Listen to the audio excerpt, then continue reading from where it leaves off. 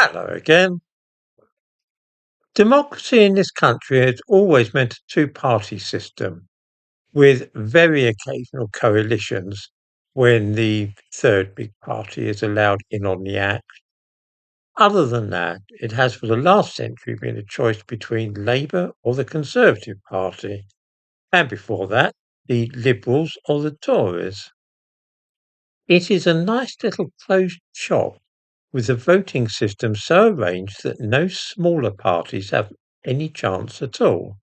It's been a grand racket for over 200 years, but in the last year or two there are signs that this cosy system by a bunch of politicians who all piss in the same pot, so to speak, might be under threat. This is, of course, Nigel Farage and his Reform Party.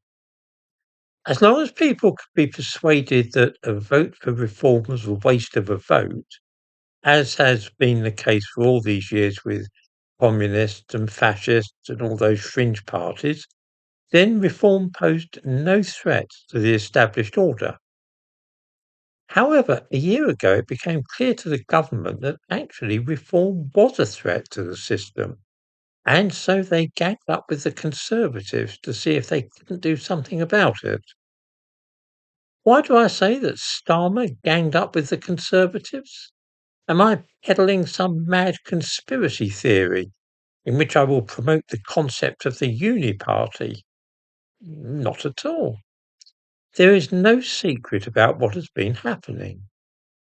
Essex is solidly Conservative in that the local authority, most MPs are Tories.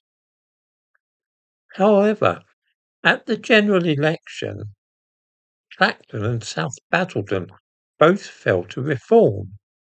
So it was that the Conservatives were nervous about the last local elections in May.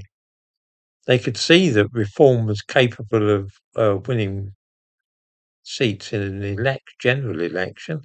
What on earth would happen during the local election? They worried that Reform might sweep the field and depose them. So it was that they asked the government to cancel the election, just to make sure that they stayed in power. The government was only too happy to oblige because they didn't want Reform to start looking like a credible threat either. They would far rather deal with the Conservatives, whose policies are so very similar to their own. There was to have been an election this coming May for a mayor of Greater Essex. But because there is a danger that people would vote Reform, that too has now been cancelled.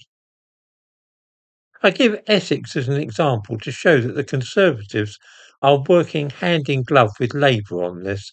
Neither of them want to see spectacular wins by Reform, because this might encourage those tempted to vote Reform actually to do so, because they might be persuaded that a vote for Reform would not be a wasted vote after all. I love, though, how Essex is presenting this scandalous behaviour, simply denying people a vote because they might not vote for the right party. They are presenting it as being for the benefit of those living in the county. In the description to this video, I give links to two bits from Essex County Council's website. The first is headed 3 New Councils, 1 Bright Future, and describes in glowing detail just how wonderful life will be in Essex once the local authority has abolished the existing councils such as Epping Forest District Council and presumably done away with the elections permanently. The second link is simply breathtaking. It is the most shameless thing that I've seen in years. This web page, and I give a link to it in the description to this video, is headed County Council Elections. Find out when the next election is and how you can take part. Nowhere is there any indication of when the next election is likely to be. Not a word. How this local authority can have the barefaced cheek to publish stuff like this is a mystery to me. A web page entitled Find Out When the Next Election Is, with not a word telling you when the next election is. In case anybody thinks that I'm picking on Essex, Exactly the same is true for other local authorities in East Anglia and also on the south coast and elsewhere. Democracy has simply been abolished in this country, and few people seem even to have noticed.